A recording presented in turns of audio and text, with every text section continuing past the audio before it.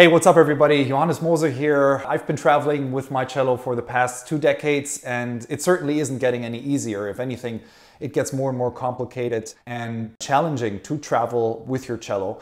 And so I thought I would take 10 of my most valuable travel hacks and compile them in this video for you. So no matter if you're a seasoned traveler or if you're traveling with a cello for the first time, I hope these are useful for you. All right, travel hack number 1. Buy a seat. I know this is controversial to some people because I have very famous colleagues that put their cellos in a flight case and put it with the luggage down below the airplane. I strongly advise against it. Sometimes luggage gets checked a second time. You have no control if someone decides to open the cello case for a second time, look inside, check the cello, check the bow, and maybe they don't close the case correctly, and then you will have some damage with the instrument, even though not all agents that check the cello are as crazy as this person.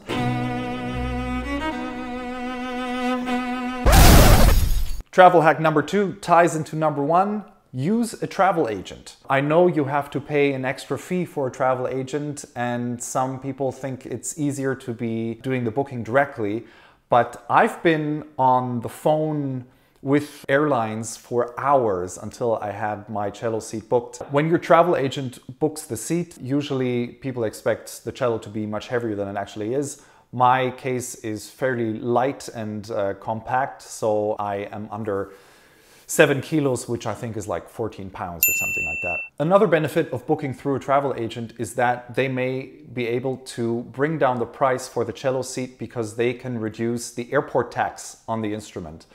Which is something that you cannot do online. So travel agents may charge a fee, but actually they're going to bring the price down of the ticket. Travel hack number 3. There is an exception to booking with a travel agent which concerns low-cost airlines.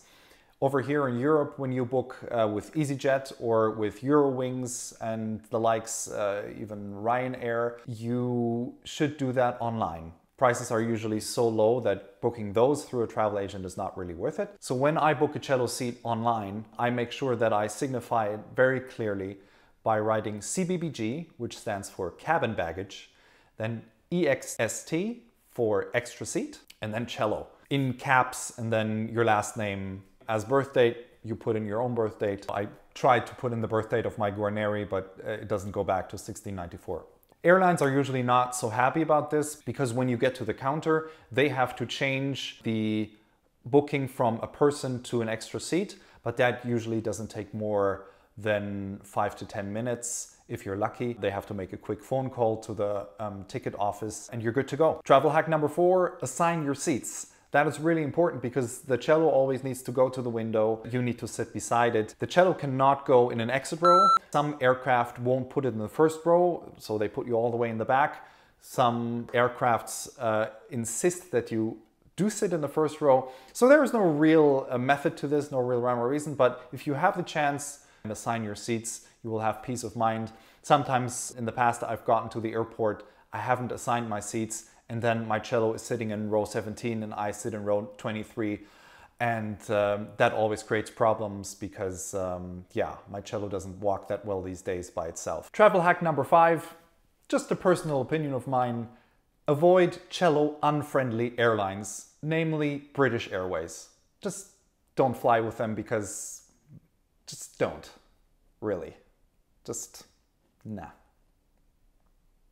Nah. Travel hack number 6, allow enough time at check-in and at security. Especially at check-in, I always tend to plan an extra half an hour to 45 minutes just in case I run into someone who hasn't checked in a cello before.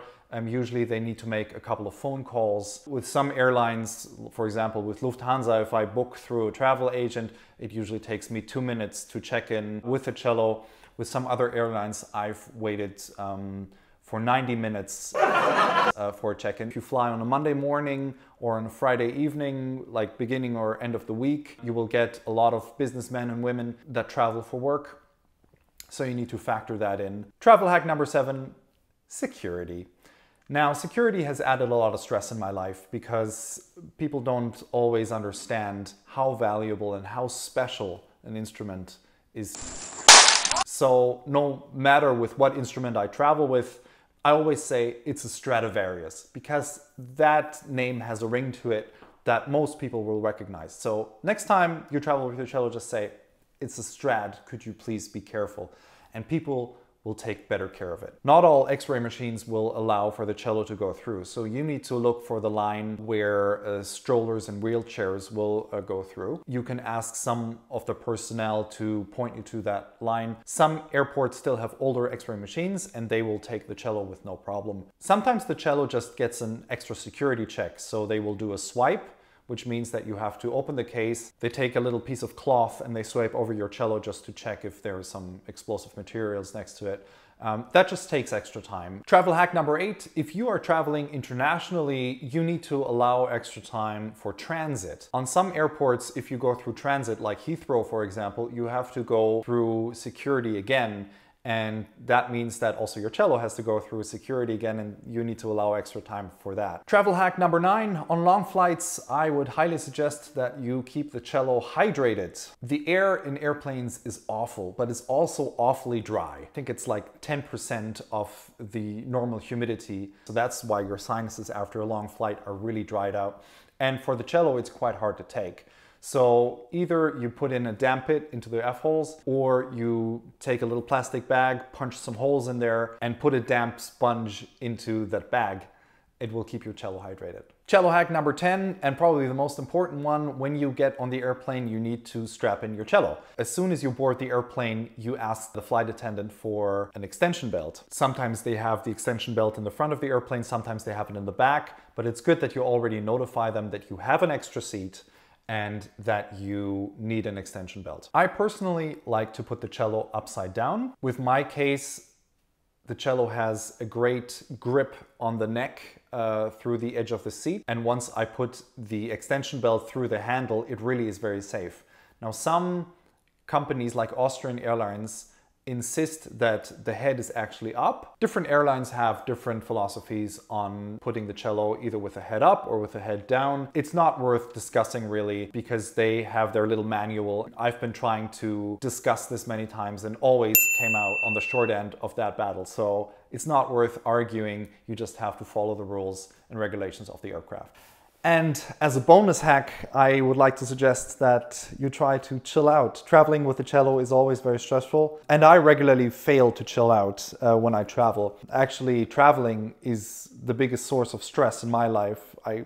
Not the concerts. The concerts I love, but travel is always really hard. So I personally keep on working to be a little bit more zen and to keep my inner balance while I travel. I hope this video was helpful. If you have any questions or any comments, leave them in the comment section down below.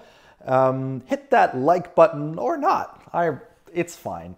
If you want to see any other videos on the topic of travel or of cello playing altogether, leave your requests in the comment section. I wish you safe travels with your instrument. Until soon, bye.